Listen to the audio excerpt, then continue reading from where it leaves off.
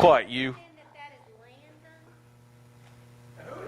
That young man is Landon, correct? What is your name, young man?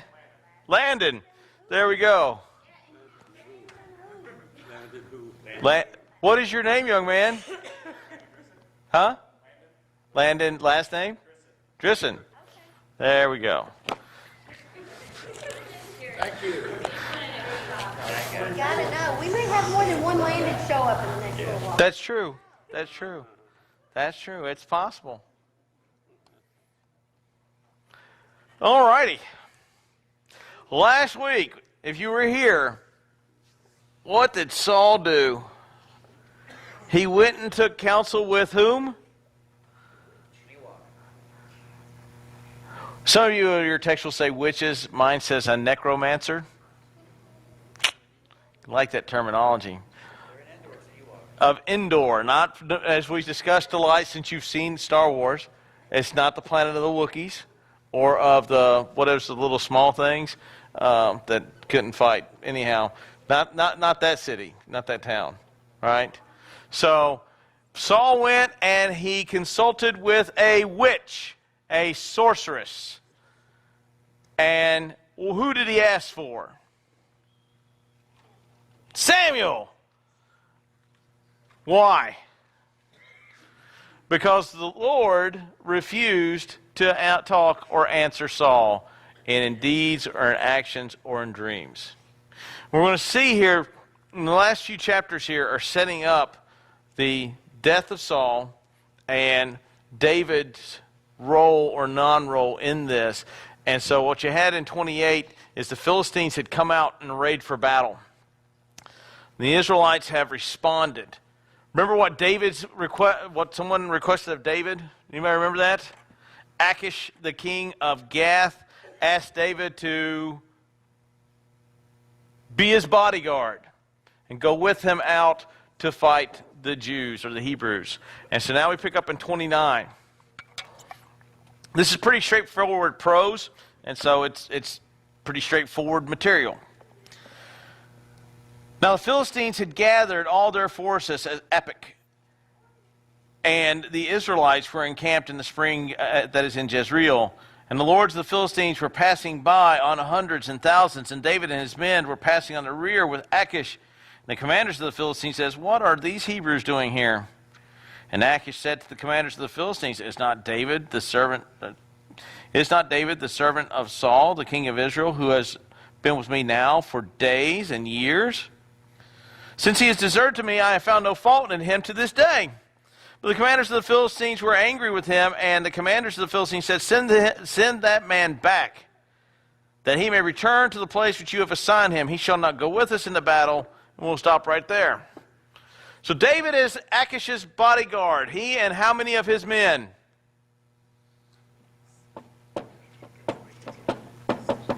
Yeah, brother. I'm in 1 Samuel chapter 29. Sorry about that. 1 Samuel 29. How many men does David have at this time? Starts with a 6 and has 2 zeros in it. He has 600 men. That's a sizable force.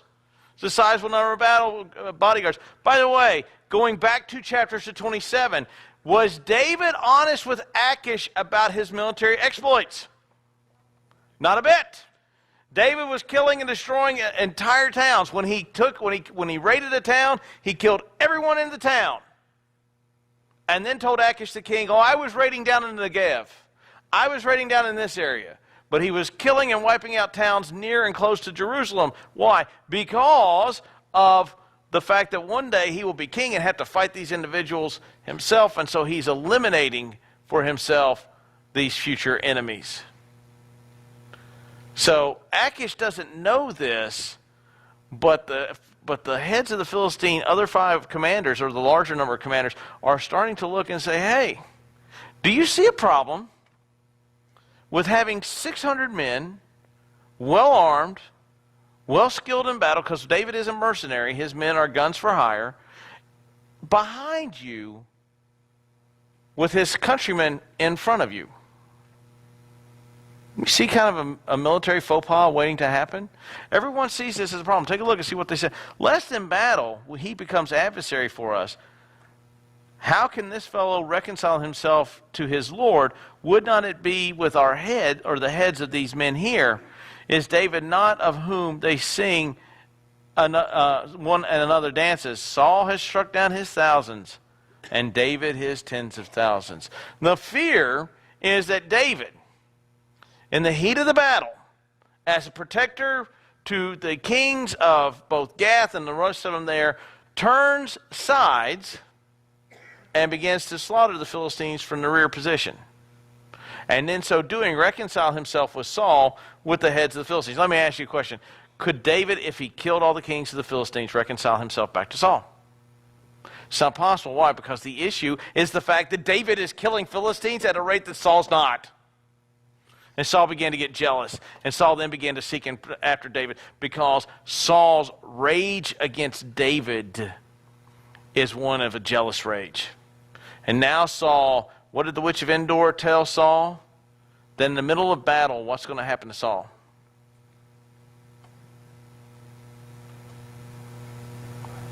We'll have to place that again next week. Anyhow, this Saul is going to be killed. He and his entire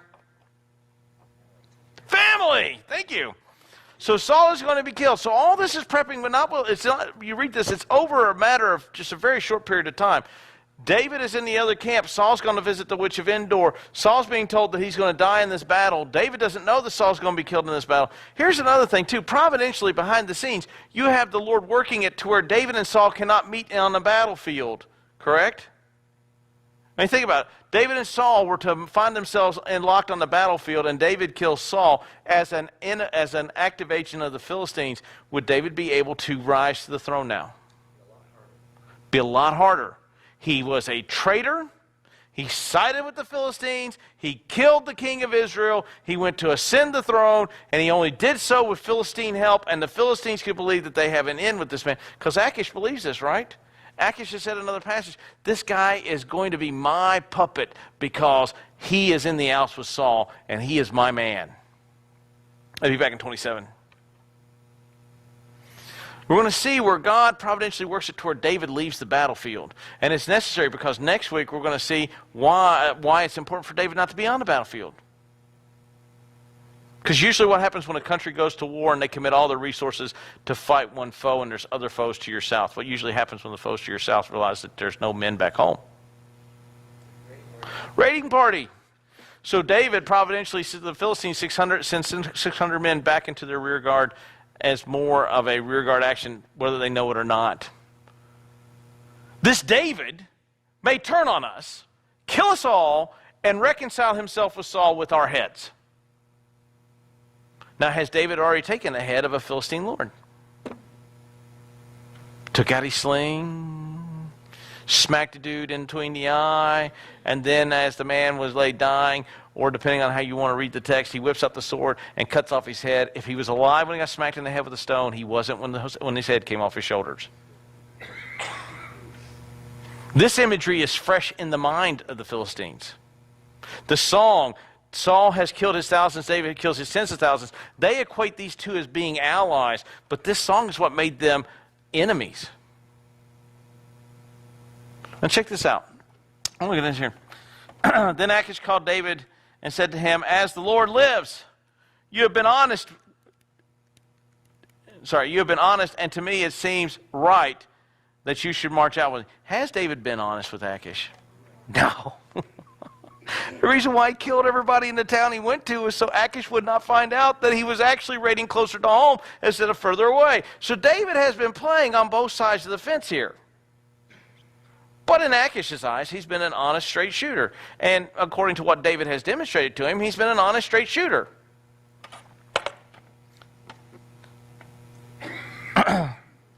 For I have found nothing wrong in you from the day of your coming, from now until this day. Nevertheless, the Lord did not approve, so go back now. Go peaceably, that it may not displease, that you may not displease the lords of the Philistines. So I want you to go back. I want you to go back to the land, to the town that I gave you. I want you to go back to where you're supposed to be, and don't be angry with us. Now, what was prudence on the Lord of the Philistines is actually something that you have where you see, and as you begin to look at this whole story, God working in and amongst the actions of individuals. Again, we talked about one of the scenarios. You have, if David and Saul find each other on the battlefield and get into a pitched battle, because who would push that engagement, David or Saul? Based on what we have leading up to this point, who would push that engagement upon the battlefield, David or Saul? Saul would. Would Saul let David go? No, Saul would believe that he would be in the right manner to kill David, because David is now a what? He is a traitor. He is a turncoat. And again, we make the point that if David kills Saul, David's ascension to the throne is difficult. It's not uncommon. You go back and you look at how, especially in the Roman Empire, how emperors ascended and descended the thrones and utilized the Praetorian Guard to make that happen. You wonder how it became a state and empire for as long as it did. We think we have political problems today. Go read some of the history of how emperors came and went in the nation, in the Empire of Rome.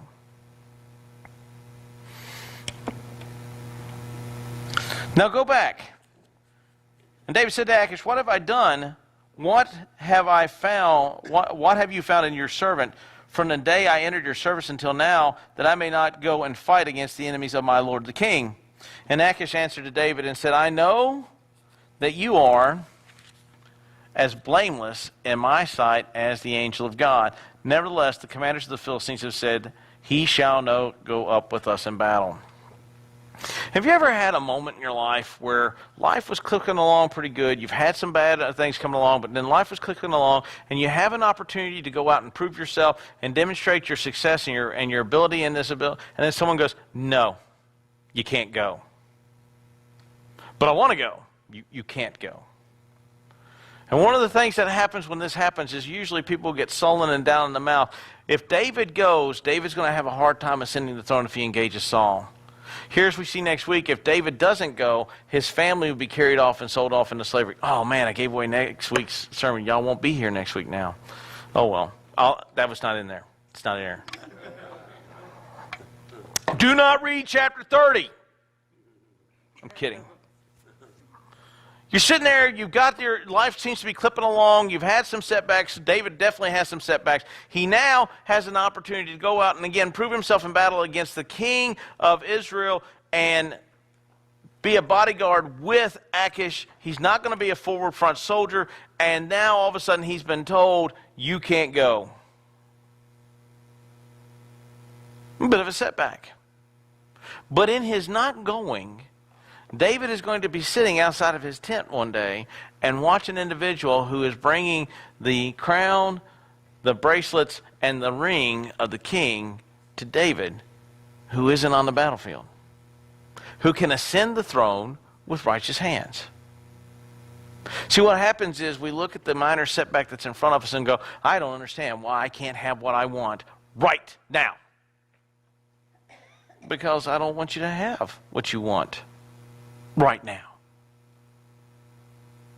We have experienced, and we experience setbacks left all the time in our life, and a lot of times instead of looking and seeing what God and praying what God has for us in the future, we get trapped up and caught up in the aspect of, well, I want it, and I want it now. We live in an instantaneous now society. I know people that hate waiting the 3 minutes for popcorn. Many of you older than me remember the time when it was over the fire. I'm kidding. The little glass thing with the oil. Right, Miss Van? That's right. I remember the pot with the glass thing that was so hot that it burnt your hands. You dare not put it in your lap. You'd end up scalding you to death. But you made popcorn with a little bit of oil, and then you've heard this montage of mine. Then you had the hot air popper that seemed to shoot it all over your kitchen for some reason. Right? I mean, now that's a fun, you want to have a fun weapon, you take that bowl away and you aim that dude. Anyhow, we live in an instantaneous now culture. We want an instantaneous response from God. And sometimes, a lot of times, God's response is, yeah, that's cute, you want that now.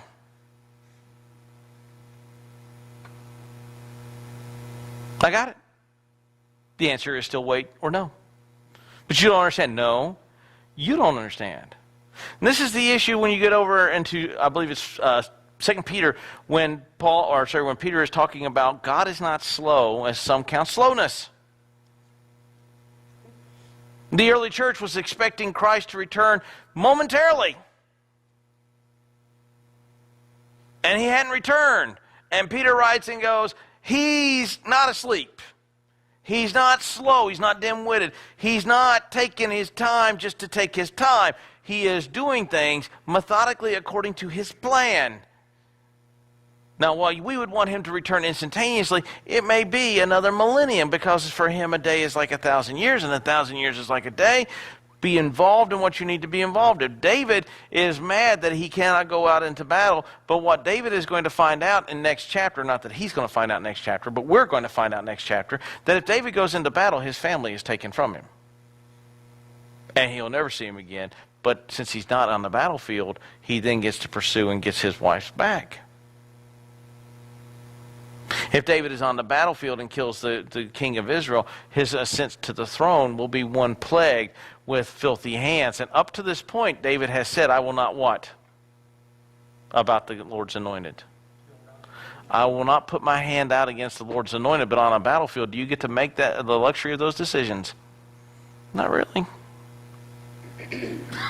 Notice how, while all this is interplaying, how God is working in the background. Saul doesn't get a message from the Lord, so he has the witch summon Samuel, and Samuel say, hey, why have you bothered me? Oh, here, I'll tell you what. Just as I told you way back in chapter 15, he didn't really say way back in chapter 15, I'm giving you where it is. Way back in chapter 15, that your kingdom will be taken and given to another man. Not only is that going to happen, but tomorrow you and your sons will be killed on the battlefield. See how all this is working in the background to bring about David as king. Because right now, where is David? He's sent home from the Philistine army. He certainly is not king, and he certainly is not welcome in his own homeland. And if he were to set foot in his own homeland, he'd be killed or have Saul continue to pursue him, as Saul has continued to do all the way up to chapter 27. For David, this has to be an aggravating course of action, because why would I be anointed king? How long has he lived in the land of the Philistines? Does anyone know? 1 year and 4 months. He's lived in the land of the Philistines for 1 year and 4 months. A lot of times we have a hard time waiting for the next week. I sent off my concealed carry permit information. It said 6 weeks. We are now in week 8, and I tell you, the temptation to send off a nasty gram going, hey, it's been 8 weeks. But then I remember that it's a government, and the government never moves fast for anyone at all. Unless you owe them money, and then they move quick. Why? Because I want it. It's been 8 weeks. Whew, man. I hope you don't have to wait much longer. I know, I can just can't hear. It'll probably show up while I'm gone on vacation. That's usually how it works. I spent 1 year and 4 months in another man's kingdom, being a mercenary to another king, while I am yet the anointed king of Israel. This isn't how I would do it, God. Have you ever had that conversation with the Lord? This ain't how I'd be doing it. I find those cute conversations even when I have them, because then I look back and go, oh yes, like when I listen to my daughter say, Daddy, that's not how to do things. Yeah, those are sweet little girls, aren't they? They are. But then I look at them and go, yeah, but you're 7. And Daddy's 45. And we're going to do it this way because, well, I'm Dad. And I've lived a little longer than you, and your plan, while it sounds good in your head, is filled with problems. Why can't I go out on the battlefield? Because the Philistine kings don't want you out there. And that's true.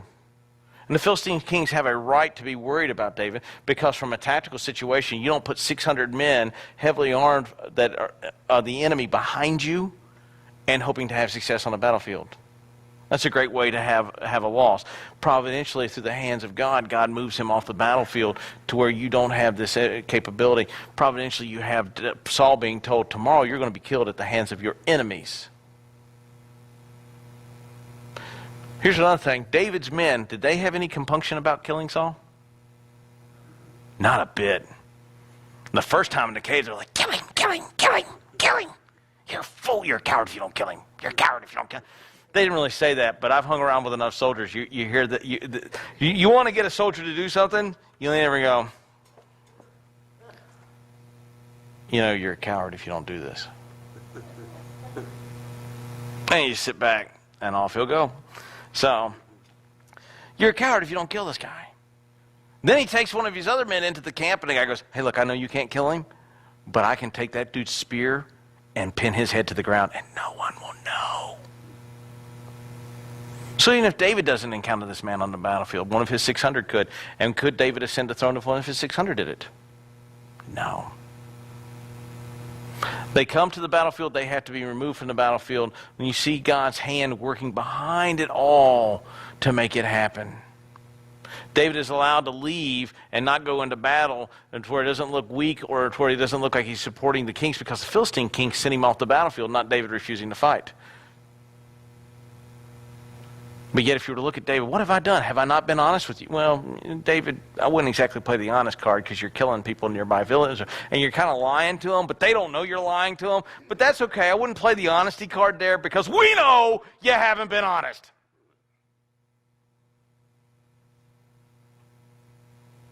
We get that same problem. I want what I want and I want it now. Why can't I go out with you? Why can't I do this? Because I have a better plan for you. The way I have you ascending the throne is going to be much better than if you actually go out there and ascend the throne that way.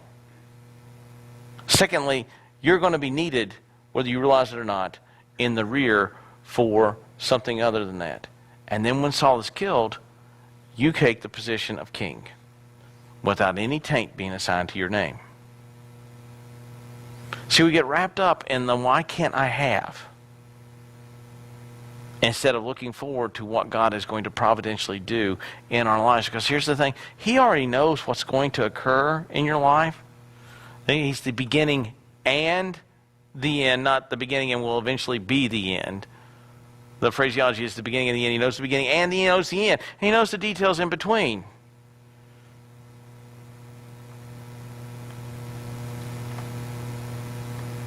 His position doesn't change. His knowledge doesn't change. We have to put our faith in the fact that while He has a plan and is directing our path, He is directing it the way that is best. The way that is best for Him. And quit going, oh, this is not how I would do it. He knows that's not how you would do it. Because you've told Him. Lord knows I've told Him. I'm sure y'all have told Him. Not for me or not for David, but for your own life. I wouldn't do it this way. I got that memo. But I'm doing it this way. Because this is the best way.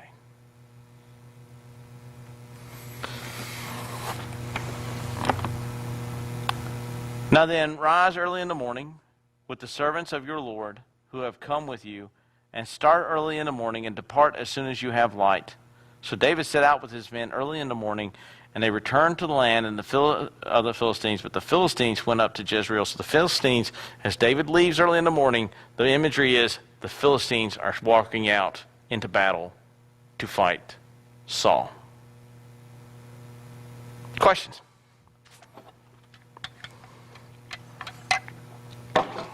I'll throw my glasses on in case you have questions. Nothing from you, Mrs. Van? No. How about Delight? Have you seen those Star Wars yet? No? Okay. Yeah. That wasn't a question, that was a retort. Yes. So the way the story plays out, it's got these narrow escapes back and forth just in time. It really reads like a novel, or you go and say that novels are written to read like this. What are your thoughts about providence working out at that level of complexity today? Let me rephrase it and see if I can get your question right.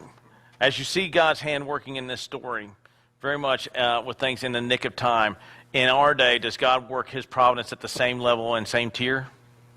Yes, I think He does.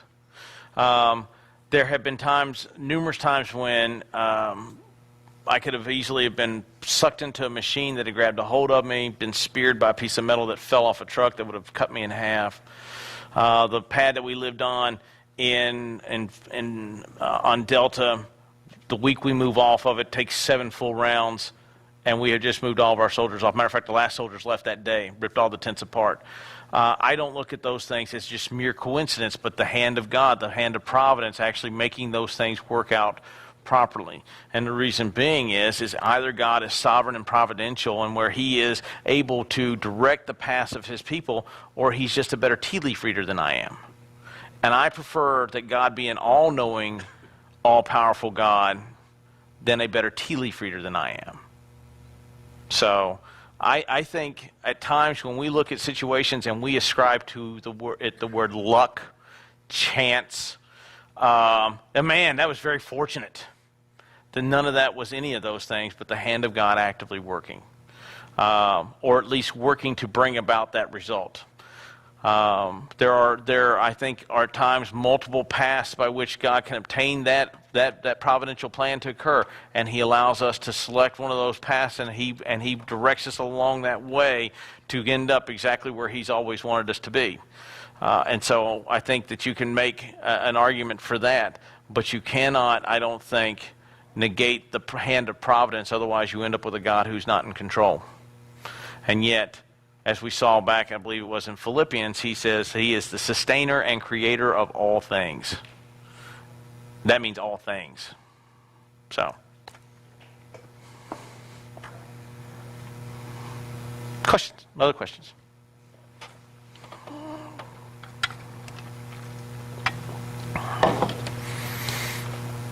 Okay. Well, it was fairly straightforward prose. I mean, there's not a lot that you can go from there. By me reading it, you knew all as much as I do. I mean, there's no secret mystery here. Let's close out with a word of prayer. Gracious Heavenly Father, we thank you for this day. Again, we thank you for the opportunity to come together to see how this story resolves. How this antagonistic relationship between Saul towards David ends up righting itself or completing itself. As we've seen since the very beginning, how you've had godly men following after you, and you've had wicked men who have been perverting or trying to thwart your work, but yet constantly you raise up a godly man. Constantly you have shielded the godly man. Constantly you have led the godly man to where you want him to be. And constantly those who have stood in your way, Hophni and Phinehas, Eli, and now we will see Saul, you have put to death. How your hand of providence, how your sovereign will works in these situations to bring about a resolution that while we're in the midst of the problems we have, we can't see how they will ever resolve. But you know. And for us then to put our trust in the knowledge that you know. And our faith in the fact that as a knowing and all-knowing God, that you know the beginning from the end. And we put our hope in the fact that you have a right result for us that glorifies your name. We thank you for your blessing of this day, and we ask for your watch over us as we leave here. We thank you for all these things in your name we pray. Amen. All right.